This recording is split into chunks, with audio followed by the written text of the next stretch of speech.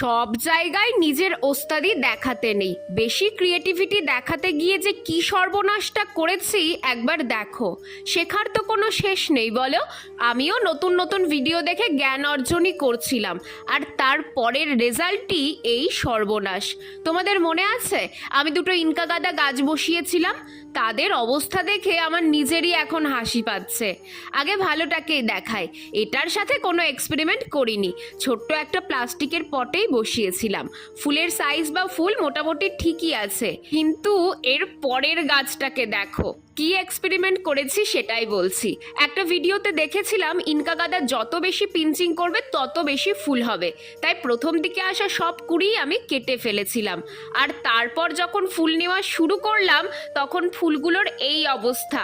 এটা গাঁদা ফুল না অন্য কিছু বোঝা যাচ্ছে না।